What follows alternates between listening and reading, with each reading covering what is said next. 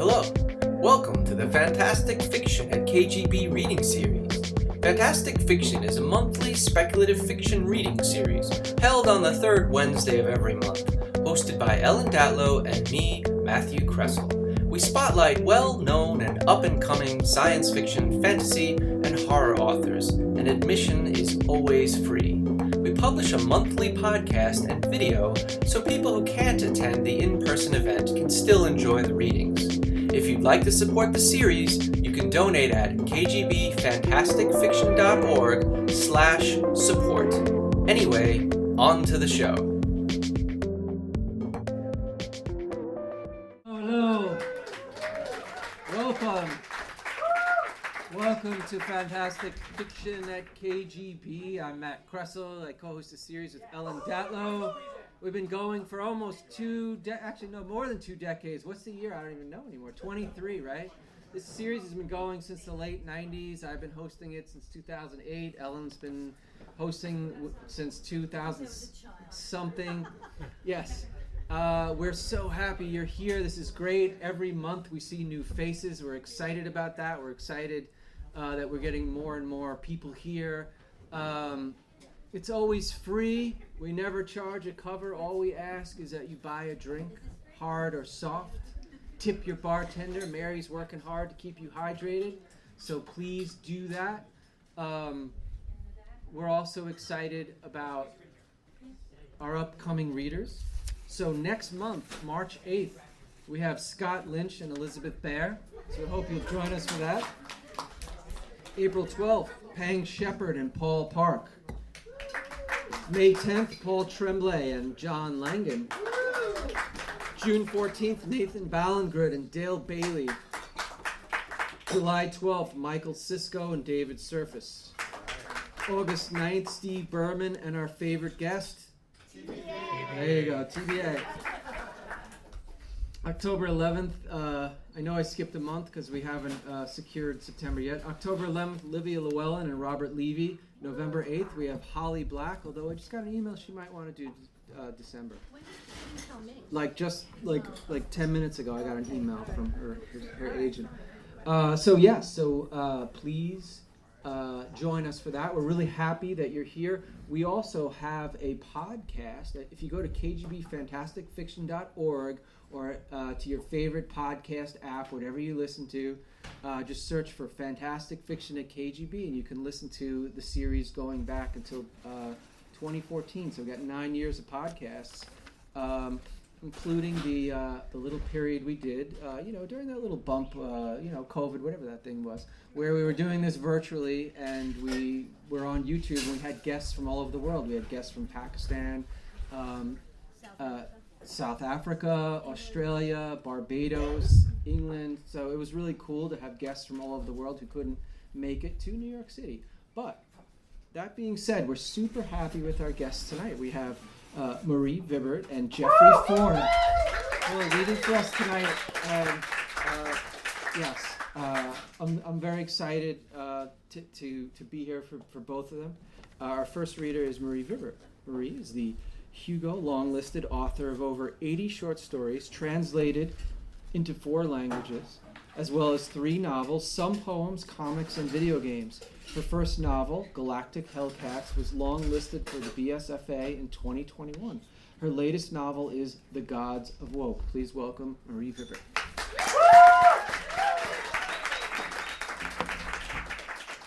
Thank you very much. Hello. Everyone hears me okay? I am going to read a little bit from The Gods Awoke, and then I'm going to read a little bit from my novelette, We Built This City, which is getting a tiny bit of buzz, and I'm really psycho about it. So, starting off, buzz is important. This is The Gods Awoke, and I'm just going to jump right in. The young man, Eloi, caught my attention first. He stood on a threshold, an archway between 2 rooms, with a tray in his hands and 2 emotions pushing at each other in his mind. It was that tension which fascinated me. He wasn't aware, of course, that I was there. 2 women sat at a table near him, also unaware of me. They were very aware of him and he of them, with sight and sound and that pressure of physical being. The two women bothered him.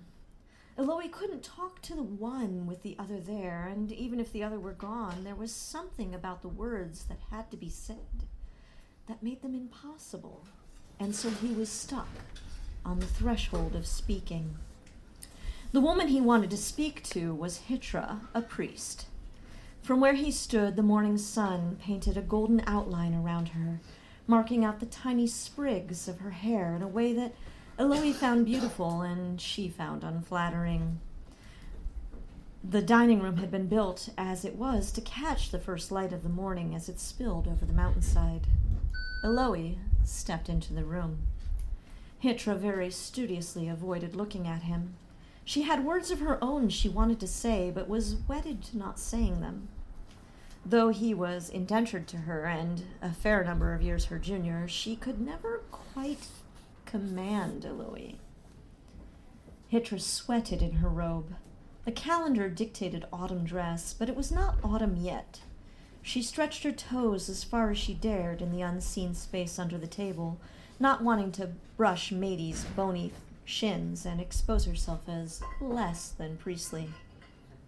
Conversation wavered between Hitra and Matey, her guest. It was a forcibly amicable discourse between acquaintances that called themselves friends because it was convenient to both to do so. Hitra liked Matey for her habit of donating large sums to the church, and Matey was fond of Hitra for her very good choice in patrons and the legitimizing sound of "my friend, the priest from Temple Mount." Eloy leaned between them, extended one hand, and set his tray down. "There's more bread, ladies, and jam." "What you've brought will be fine," Hitra said, not looking at him. Her ladyship would like more tea, I think." He decided then to abandon what he should do and what he could do or what he ought to do and disrupt things for the sheer chaos of it. "Talking about men, then?" I fell in love with him then. Matey's eyebrows raised practically to her hairline. She set her teacup down. In exaggerated shock, she was blank in her primness. She didn't quite understand what was going on, but had only picked up a clue that she should be offended. As if a prompter had whispered it to her, there was a connection, a stirring of the hearing centers of the brain. Between Hitra and Matey, instinctively and with more physical effort than was really necessary, Matey made words in Hitra's mind. It wasn't as simple as all that, but I don't know if you can appreciate it from my point of view. Their minds were mostly opaque to each other, though I could see both of them very easily. For them, there were these pinholes through which they squeezed a narrow wavelength of energy, guided by a metaphor that they were taught as children, about making connections like the pipes that fed water through the city. But I'm holding up the story. Matey's words were only heard by Hitra and me. "Is this how your boy treats guests?" Hitra's smile tightened at the corners. Eloy looked from one woman to the other, guessing the gist, if not the precise content of their secret words. He raised the empty tray over his head like a torch and retreated down the wide steps to the main area of Hitra's chambers. To his mistress, silently, he said the words, "She proved me right, and she doesn't even know it." Hitra's response was automatic, words that she sent many times before, sitting ready in her brain like a stencil. "Don't beat her like that." Eloy's response was just as automatic. "She makes it so easy." "Just put on the tea, please." Hitra pretended to be intensely interested in the selection of sliced breads. "He really is a good assistant. I'd be lost." "You should get rid of him," Matey said. "You're too young, and more importantly, he is too young. It looks questionable.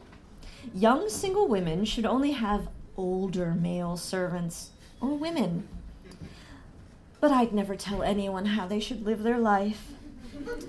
Mady puckered her lips over her tea, and then after a second's refreshment continued in the exact same tone.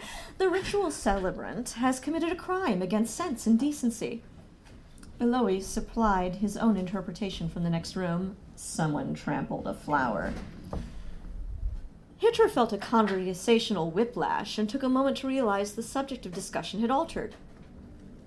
Eloy, no eavesdropping. Eloy continued to eavesdrop, as did I.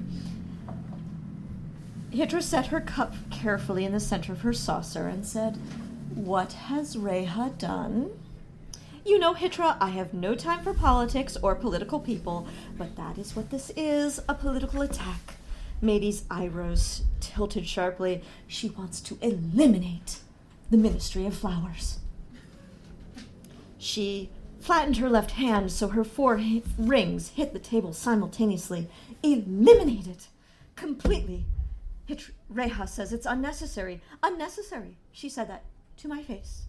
And now, in the harvest season, when we have so many bulbs and bushes to prepare for winter. Hitra kept her face studiously concerned, but a need to smile tightened the back of her throat. I'll talk to her. There's always been a Ministry of Flowers. The pilgrims and tourists expect the temple district to be arrayed properly.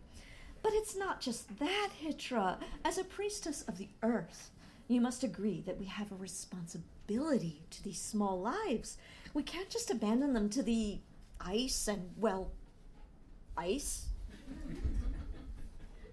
Hitra wondered what the real story was. The ritual celebrant was probably just trying to antagonize you. Your ministry isn't even under her jurisdiction. Well, I've tried appealing to the crown. But you know how the queen is. If it isn't the end of civilization as we know it, she'll send you to the city officials, and the city assembly listens to the church, and Reha is the church. And she is determined to ruin me. Why? Honestly. I could see from Mady's mind that ruin involved not allowing her volunteer committee to levy fines. Mady did not offer up this explanation, suspecting it would not be appreciated as the violent attack it was. I have no idea. What have I ever done to her? Politics, Hitra. Politics and political people are ruining the temple and the city. Hitra looked out the window, the high, expansive view she'd worked hard to earn. The sun was over the mountains at last, and the city storefronts were painted with light. She could feel she was watching over all the district, down to the tiny pinpricks of movements on the dock, and a sail barge, skimming like a splinter toward port. She'd almost formed a correct, polite response to Mady when a column of fire as wide as a well fell from the heavens, hitting an unimportant point on the lower terrace an easy stone's throw from her window. The watery luminescence of dawn flung into darkness behind it. Eloy was the first thing to catch my interest, but the column of fire was a close second. Chapter 1, The Gods Awoke.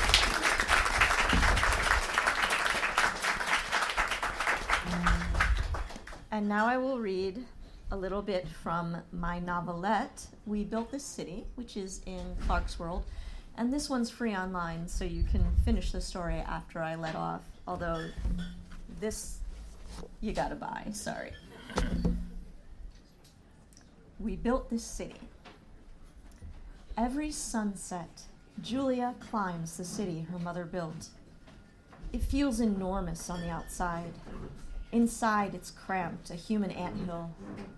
It didn't used to be like that, but Julia doesn't remember what it was like when there was room for everyone. In the locker room, Raphael's elbow scissors into her personal space as Julia zips up her coveralls. Her helmet and face shield are grimy. The padding smells of a mixture of her sweat and the false sweetness of industrial cleaner. The breather elastic is way too loose, and she's already tied knots on both sides. Raphael stays too close, his chin tucked down. They're talking about cuts. Big ones.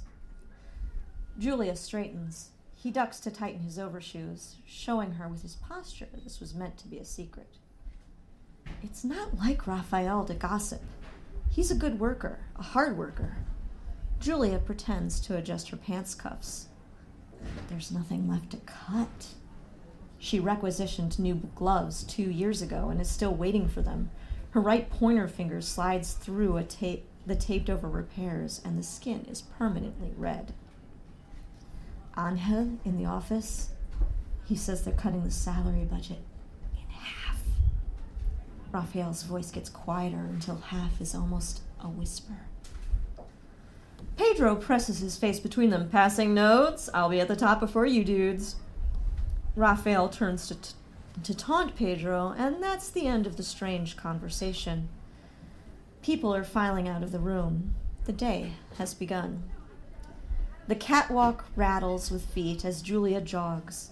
The calls of "ready, ready" start coming over her radio before Julia has gotten to her section and clipped her belt to the safety line. It's a brave job, and they treat it as such. Every sunset they race to the top for the privilege of turning the knob that turns the water flow on and alerts the system that washing is taking place. Julia has never been first, but she has been second. She's never truly given it her all. She felt like she has, but there's a difference between feeling it and doing it. She could, if she dug deep, run up that wall like her life depended on it. She could be first. The 16th ready comes, and she leaps the first step, skittering mad and hard past the vertical. The city dome curves comfortingly under her gripping soles.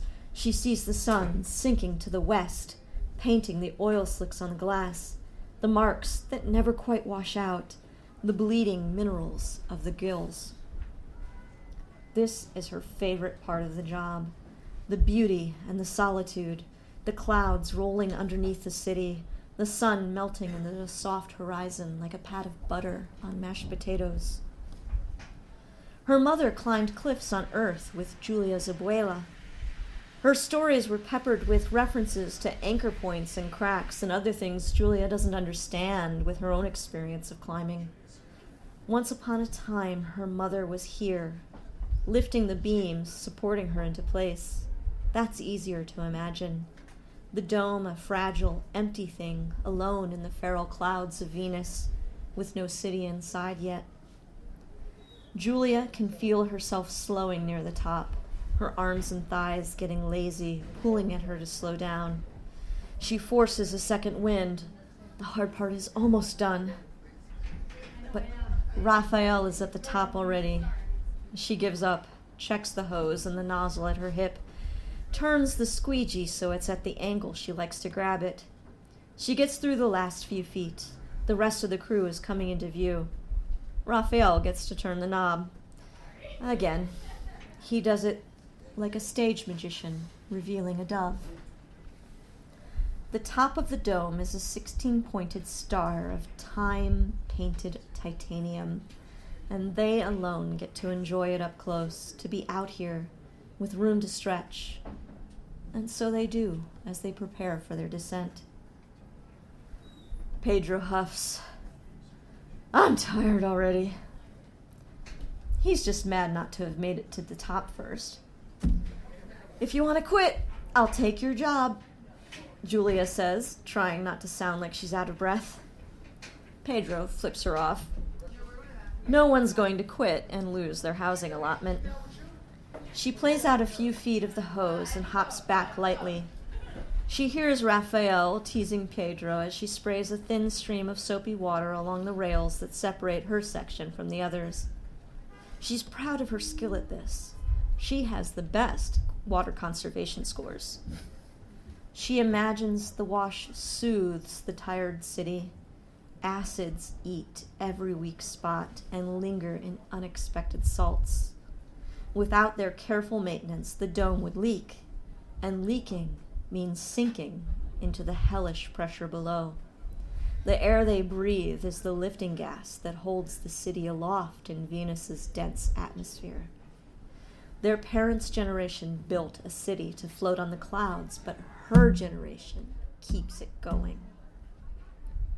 She spots a nick and quickly switches hands, holding her water sprayer and pulling out the repair gel. Squirt, squeegee, and the white silica gel rapidly sinks into transparency as she switches hands again. Hop back, spray, wipe clean. She gets into the rhythm, working left to right, then right to left as her section widens. She and Raphael meet at the boundary, and he looks over at her. Have you thought about it? About what you'll do? Julia scowls. There's no time in her rhythm to respond, and she feels put upon that he throws this into her mind as she plays out rope and hops down, left, and start the next pass. But there's Raphael coming again, and she has 3 hops and as many seconds to form a response. So? We need to stand together, he says, all or none, and then he's gone. He thinks they're going to be laid off.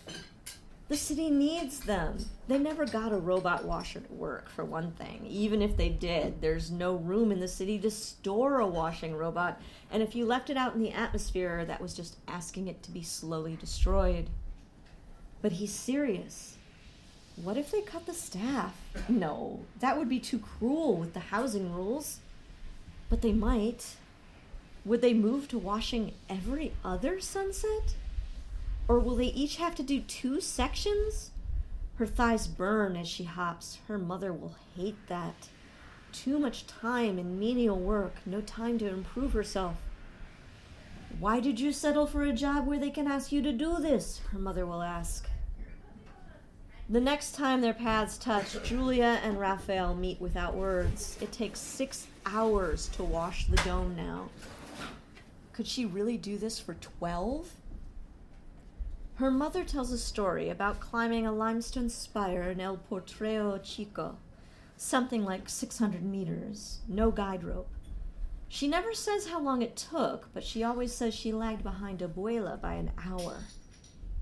Abuela exists in her mother's stories like a cartoon character or a saint Julia doesn't quite believe in. Is this mythic grandmother meant to reflect on their relationship? Is there a moral behind the story she's expected to decipher? Do daughters always end up not quite as strong as their mothers? Julia's left knee twinges as she plants to begin the next pass. It's an old injury telling the tale of years on the job. Her mother wanted her to work with her brain. I busted my ass so you don't have to. But it wasn't any easier busting her brain. The hardest problem in school isn't a differential equation or a history fact. It's finding a job you'll love to do that wants you. Raphael is hidden by the curve of the dome most of the time now. These longer passes are grueling. Her shoulders strain without the break of dropping to the next level. It's lonelier. The race and thrill are over, but this is her work, and she is good at it, and she will keep doing it. She side hops over an apartment block. It's fascinating how people take the same room and make it their own. A toddler looks at her, mouth open, pounding a doll's head with a block of plastic. When she reaches Raphael again, she says, all or none, of course. Thank you. You can read the rest at parksworld.com.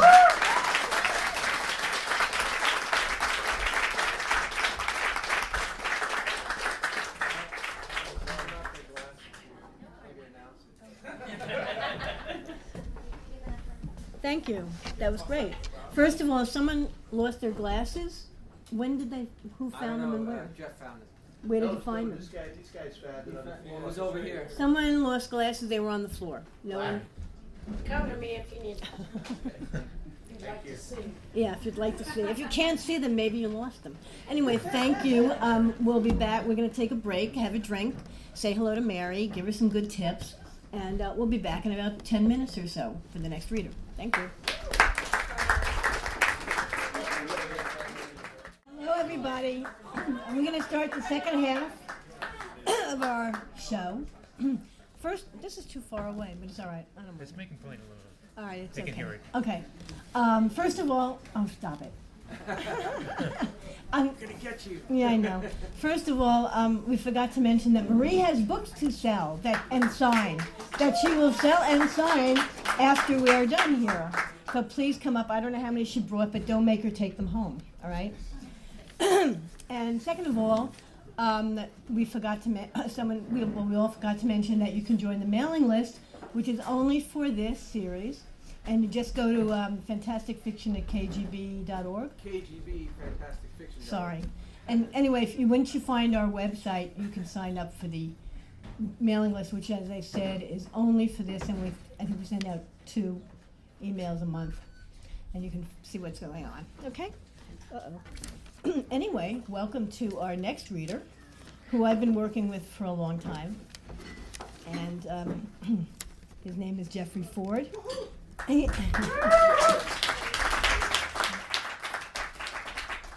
a New York Times notable author for his novel, The Physiognomy. In addition, his 11 novels and 8 collections of stories have garnered multiple genre awards. His short stories have appeared in a myriad of venues within the SFF/H genres and beyond.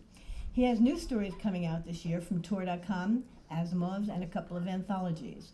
He is recently retired from 40-plus years teaching literature and writing, and he is happy about it. I added that. He's ecstatic. He lives somewhere out in Ohio in a 120-year-old farmhouse with his wife and 7 cats, 4 dogs, and a turtle, and 2 kids. Yeah, well, forget about that. All right. The kids are older, and they have their partners, I think, with them, too. It's a big household. Anyway, please welcome Jeffrey Ford.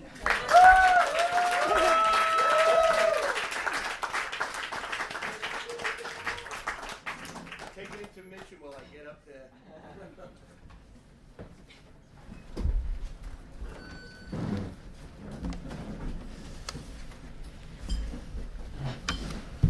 Okay.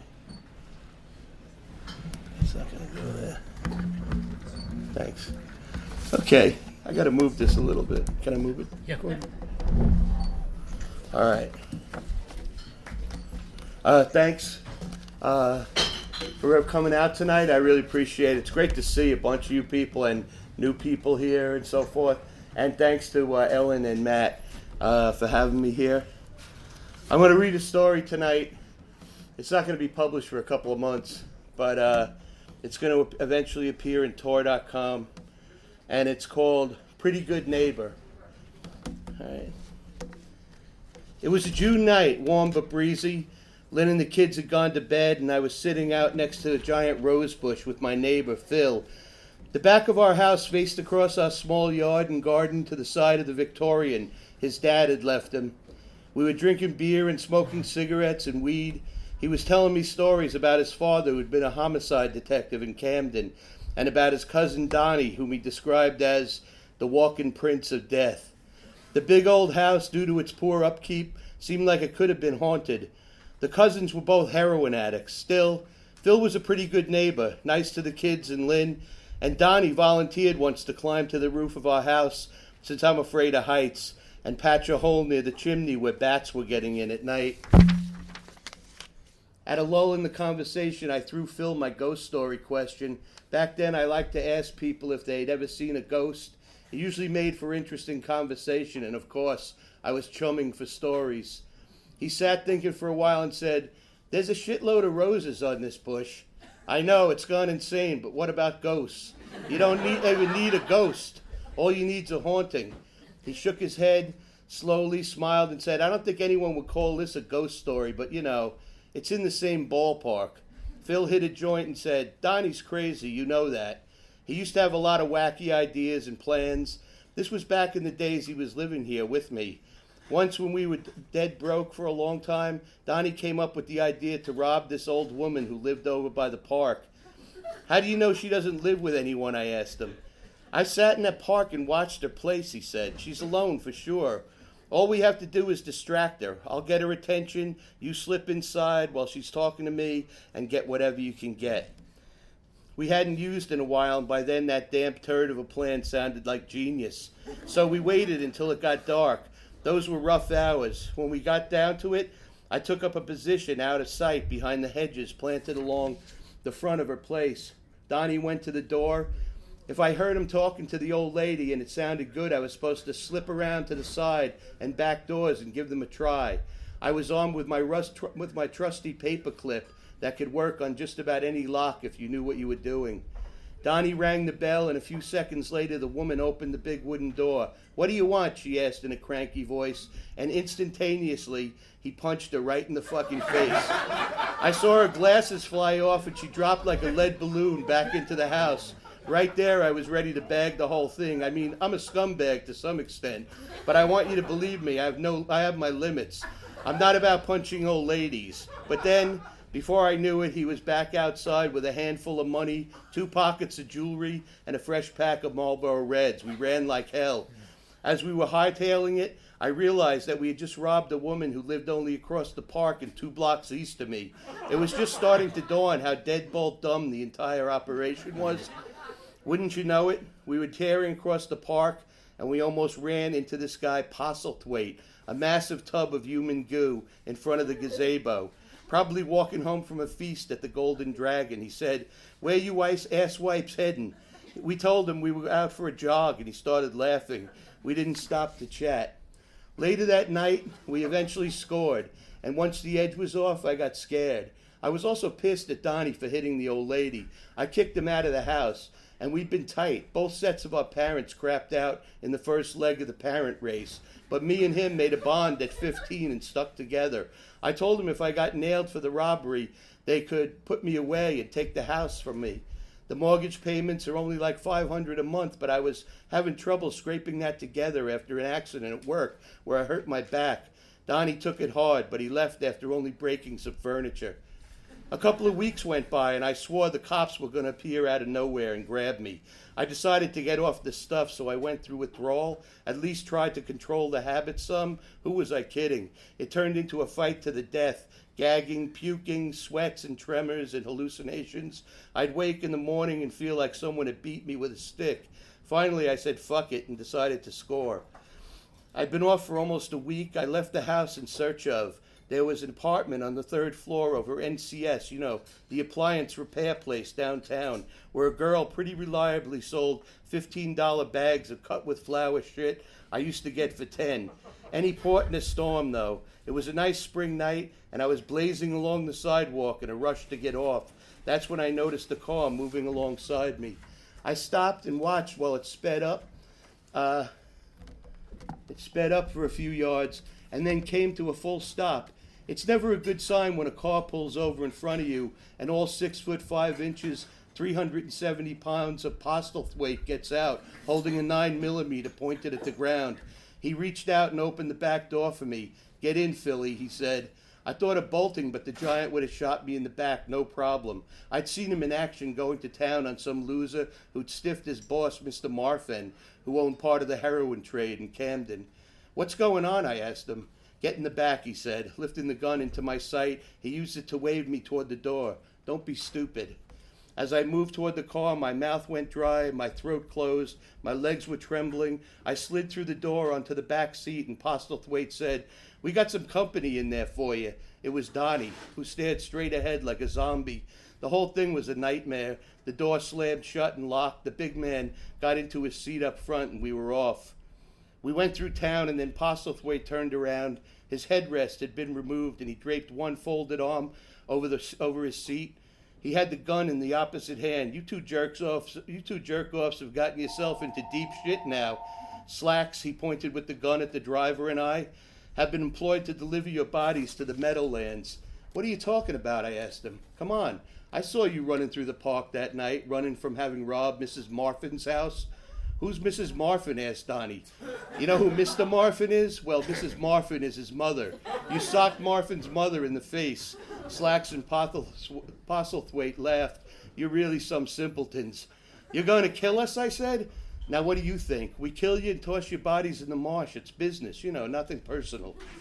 Right then we entered the Turnpike North ramp and sped out of South Jersey. I was swamped, couldn't speak or think. I experienced a half-assed version of my life passing before my eyes. It was what I'd always imagined drowning felt like. Postlethwaite turned around to face the windshield. I tried to look at Donnie to see what he was thinking, if we were going to try anything. There was nothing I could do alone, but Donnie was made of rock. If Postlethwaite didn't have a gun, his neck would have already been broken. These guys were really going to kill us, and we were going along with it like it was a Sunday drive. Donnie was my only salvation. Still, if it wasn't for him, I wouldn't have been in a jam with death hanging over my head. As much as I loved him, I knew right there that I was going to have to give him the heave-ho if I somehow got out of that mess. For the longest time, I mean miles and miles, I was in a daze, half dope sick, half scared, stupid, thinking about how I was going to get my life together, be a good person as soon as we escaped. You know, ridiculous, he said and laughed. I said she would have been a good woman if it had been somebody there to shoot her every minute of her life. He nodded. That's about fucking it, he said. Pass me a beer. So we were driving along, and suddenly Postlethwaite spun around and said, "You guys are in luck." "How's that?" I said, hoping he was going to tell us he'd let us go. "You're going to be part of our experiment," said Slacks, smiling into the rearview mirror. "We're going up to a spot in the Hackensack River where it turns into a marsh. It's a caucus across the river from the racetrack," said Postlethwaite. "You know anything about that area?" I shook my head, and Donnie just sat there like a mannequin he'd been for the whole trip. "It's polluted as shit," said the big man. "We're talking tons of chemicals, industrial and military waste, just a giant cesspool of horror." "At the top of the list is Superfund cleanup sites," said Slacks. "They used to say that it makes the bodies decompose faster. That's why they started taking stiffs there. But you remember from the dinosaur movie, love will find a way." "Not love, you idiot," said Postlethwaite. "Life will find a way. You have all that heinous jazz there bubbling up and then throw life into the mix, and what you get are these flesh-hungry giant newts big as a man that occasionally go upright," said Postlethwaite. "We call them stumps because they're dumber than you two. They're going to tear your throat out and just keep chomping until they see daylight through your asshole. Ferocious motherfuckers," Slack said. "Are you for real with this?" I asked. "Swear to God," said Postlethwaite, putting his gun hand over his heart. "Nothing clears up the bodies like these things. They're fucking awesome. We could sell them to the government. Their teeth go through bone like it's marshmallow." 2 minutes later, we were pulling over in front of a waste plant somewhere in Secaucus near the Hackensack River. It was cold out, and I was shivering uncontrollably. Before we headed behind the plant through the 6-foot weeds, they zip-cuffed Donnie's wrists in front of him. He looked like he was praying, but I knew he wasn't. There was no need for me. Slacks had a gun on me, and I was too scared of dying to think about how to stay alive. Postlethwaite led the way with a flashlight on a trail that wound behind the plant down to the river's edge. The boat they had staked there was a 30-foot aluminum flat bottom. It had a lot of room, useful for ferrying bodies, I guess. From where we boarded, I could see the silhouette of the marsh less than 100 yards out across the flow of the river. Trees and bushes and tall grass. We pushed off. The boat had a small electric motor that was in no hurry. We crossed the Hackensack and then entered the wetlands, a maze of tiny islands of cord or sedge grass, some with fucked up arthritic trees, sticker bushes with thorns as long as your finger. In some places along the meandering course, we come to a spot where the river ran more fully and the islands were larger, with taller trees. Donnie and I were sitting on the middle seat facing forward at Postlethwaite's huge back, covered in his shitty gray raincoat. Slacks was behind us at the outboard, paying attention to steering around the islands. The big man had left the flashlight lit, lying on the seat next to him, the beam pointing back at us. For the first time since we'd left South Jersey, Donnie turned his head toward me. I looked over at him and he winked and gave a very subtle nod. Immediately I panicked because I had no idea what he meant by that. Was it "don't sweat it," or was he implying I should be ready to rumble? Before he turned his face away, I tried to see what I could in his eyes, but even with the flashlight, it was still too dim in the dark night to be sure. When Slacks left the middle of the watery path and headed toward a larger wooded island, I somehow knew that Donnie was going to make his move as Postlethwaite tried to get out of the boat without falling on his fat ass. The prow scraped ashore on a small spit of sand. The engine died, and I almost crapped my pants in anticipation, but nothing developed on any front. Postlethwaite got out as graceful as a ballerina, and Donnie followed him. I stumbled getting over the side and fell in a half-foot of poisoned marsh water. Slacks grabbed me by the collar and lifted me to my feet. I thanked him. "Move it along," he said, and waved his gun at me. By this time I was thinking, we were going down to the wire. Maybe I should make a break for it on my own. Maybe the face Donnie made was just him saying goodbye. I thought about it that way and didn't like it, but knew it could have been true. We took a path through a gnarled forest of leafless trees to a large pond that glowed slightly orange. The stumps have a city down at the bottom of that pond. Get a load of the color, said Postlethwaite. I'm going to shoot one of you, and the noise will bring them swarming to the surface. Over time and all the stiffs they've chowed down on, by now there's nothing they like more than gobbling human heads and asses. They eat the rest too, but not with the same savagery. Evolution is more than a theory. After that part, said Slacks, when they rise up and eat whoever just bought the farm, we're going to leave the other guy alive and stand off at a distance to see if they'll eat a live person. To this point, we've only seen them eat dead bodies like turkey vultures would. But me and Posty have a theory that they'll now attack and kill for human flesh. You two fucking guys, I said, do you hear what you're saying? Postlethwaite laughed and said, I know, brilliant. Sudden as a striking snake, Donnie took a flying leap, wound up with his zip-tied wrists around Postlethwaite's beefy neck, riding the giant's back like a rag doll. In the lightning surprise of it, the big man dropped the flashlight, squeezed off a shot, but it went wide. No one could see a fucking thing. The gun went off again, and I ditched onto the ground. Again it went off, and this time I seriously heard a bone crunch under its nearby impact. A weird sound followed, which turned out to be Slacks crying like a baby. I rolled to the flashlight and then took a chance and stood up. Donnie was still in the process of trying to strangle Postlethwaite. The beam found Slacks curled up on the ground crying. The hole in his leg where the bullet went through and shattered his femur was still smoking. Luckily, he dropped his gun. I retrieved it and told the big man to cease and desist. He was so out of breath by the time I got him to give it up, I thought he was going to go down for sure. Somehow Donnie had broken the zip tie, and his hands were free. He disarmed Postlethwaite, punched him in the face a few times to simmer him down. The giant took the hits, shook them off, and said, listen, the gun fired. Those fucking stumps are going to be up here lickety-split. If we leave Slacks for them, we can get away. If we try to carry them, they'll catch us, and then we're going to find out for real if they'll eat living flesh. Who's for leaving Slacks, said Postlethwaite. No problem, I said. My pleasure, said Donnie. It's unanimous, said the big man. All the time Slacks was begging us to have mercy and take him with us. If you don't shut up, said his partner, I'll shoot you again. Just lay there and take your lumps. That's when the pond hit a full boil. There was something coming up from below. We ran down the path to a point where we could still make out Slacks with the flashlight and hid behind some dead trees. Keep your eyes peeled, said Postlethwaite, and you'll see what I wasn't kidding.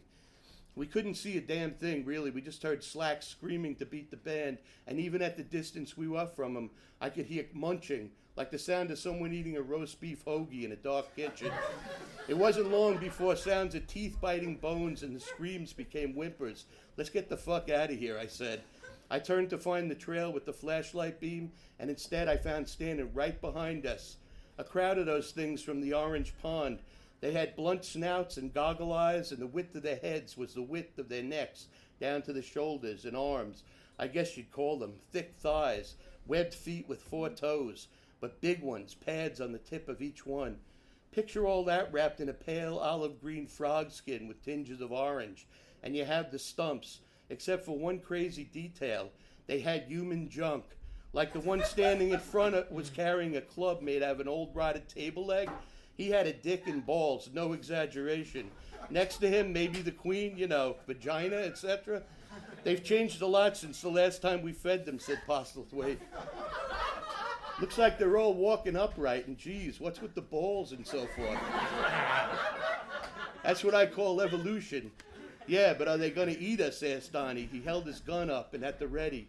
I held the flashlight at their eye level, and they lifted arms across their eyes, their faces, squinted and turned slightly away.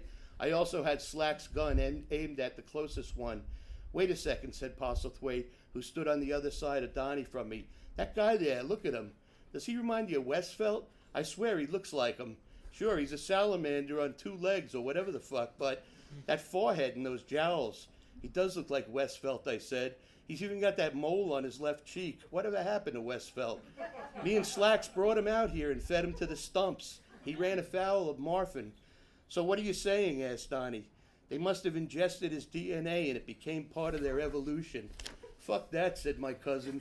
When you hear a gunshot, Phil, count to 6 and then just start running. If one of these things gets in the way, blast it. Go for the boat. Don't run before counting. What's the plan? Postlethwaite demanded. Donnie turned and gut shot the big man, who fell backward. When he did, the stump started forward en masse. The wound was crazy bleeding, and Pasta yelled, "You fucker, Donnie, you fucker." I counted towards 6, but got to 5 and ran forward. Most of the folks from Stump City had passed me, heading for the wounded tub of human goo. One of those things snapped at me, and I tried to get past it. I didn't hesitate to shoot it in the face. I heard Donnie's gun go off again and again, and then he was behind me, and we were running down the trail. I turned back for only a second, pointed the flashlight, and caught a glimpse of Postlethwaite swinging mighty haymakers, clocking the Stump's rubbery heads as they dove in, teeth chomping for the big man's big head and bigger ass. "Don't stop," Donnie said. "As soon as they finish with him, they'll be after us." Screams of agony chased us to the boat and all the way home. "If you don't believe me," said Phil, "I understand. It seems far-fetched, but I swear to God that's what went down. After we got back in town, we had to lay low, as word on the street was that Marfin was looking everywhere for Postlethwaite and Slacks. Reportedly, he was nervous without his goons, so he wasn't out looking for trouble. As long as that lasted, we'd be safe. After we got back, I didn't hear from Donnie until months later. It was the end of summer. He told me that he'd been diving in the Delaware River with only flippers, a mask, and snorkel. With a long rubber hose hooked to an acetylene torch, he was cutting the brass off a sunken ship. "That's a crazy man's job," I told him. "It pays pretty amazing, and I like being in the water all summer, but I'm going to need to find a place to stay through the fall and winter until the work picks up." I knew he was angling to get back in my place, but I didn't want him. I'd spoken to a friend of ours who'd been to the trailer where Donnie lived next to the river. The report was that he was diving during the day and snorting a coke heroin mix at night, accompanied by a pint of Mr. Boston's mint gin and voluminous packs of Camels. The trailer the salvage company rented him had holes in the floor, and while he slept, rats came up through them to get at his leftovers. That trip to the Meadowlands cured me of him. I talked to him until he mumbled too much for me to understand, and I quietly hung up. A few days later, he called late at night, told me he had 1 week to work and that he needed a place to stay for the fall and winter. It was already the beginning of October, and the thought of him in that dark, freezing water made it difficult for me to turn him down. Then he went on and told me he was being stalked by a large fish or something. Whatever it was, he didn't get a good look at as the river water had been murky the last month, but it trapped him in a room of the sunken ship once for a crucial minute to where he barely made it to the surface for air. I told him to ditch that job, and then he pleaded with me to take him in. I held the phone against my chest as he begged. I couldn't hear him, but I felt it in my heart. Eventually, I just hung up and turned my ringer off. Later that night, after using, I had a kind of vision of a memory. It was all wavy at the boundaries, and the noises were exaggerated. But it was the time Donnie got between me and my old man when he was beating me with his belt. I had done something wrong. My father was loaded and turned his anger on me. Donnie decked him, a Camden City detective, and helped me outside, where we ran, him holding me up by the shoulder. The last time he called, he sounded frightened and incredibly high on Powerball, no doubt. My girlfriend was over. I didn't want to bother with him. He said, "Postlethwaite is back, banging on the door of my trailer right now." "What are you talking about?" I said. "How fucked up are you?" "There's a naked pale green Postlethwaite at my door. He keeps repeating, 'Fuck you, Donnie, fuck you,' in a voice you'd use to order a cup of coffee. He came out of the river. How's that possible, Donnie?" "I don't know. Maybe like Slack said, love found a way." That was the last thing he said to me. The line went dead, and I was glad it was. But my conscience started to get the better of me, and at the end of the week, I went out to where his trailer was next to the Delaware to invite him to stay for the winter. It was overcast. It was cold. I pulled up next to the trailer. There were whitecaps out on the river. I got out of the car and went up the steps. I banged 3 times on the door, called out his name. Leaning over the railing, I peered into the side window. I was about to knock and call out again when I saw an enormous pale form lumbering through the trailer's shadows like a fish in murky water. That was enough for me. I ran to the car, put it in gear, and never looked back. From right there, I was sure Donnie was gone. A ghost story and then some, I said. Phil looked exhausted and had tears in his eyes. At least a haunting, he said. We each had a last beer and then packed it in. No more than a week and a half after that night by the rose bush, Phil and his girlfriend Donna shot up over in Phil's place. She died of an overdose, and the next day they carted him off to prison. The last I saw of Phil was from his kitchen window. The cops were leading him out to a wagon with his wrists zip-tied behind his back.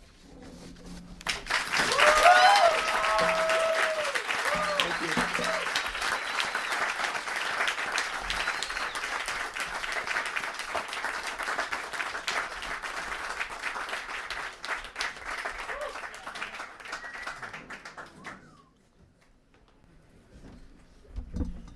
Thank you.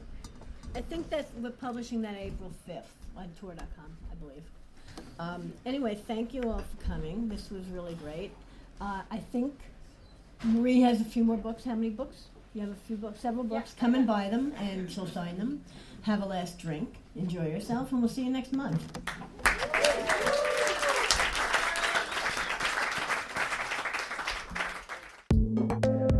You have been listening to the Fantastic Fiction at KGB reading series. Check out our website at kgbfantasticfiction.org and click on support if you'd like to help keep the series going. Anyway, that's our show. Thanks for listening and see you next month.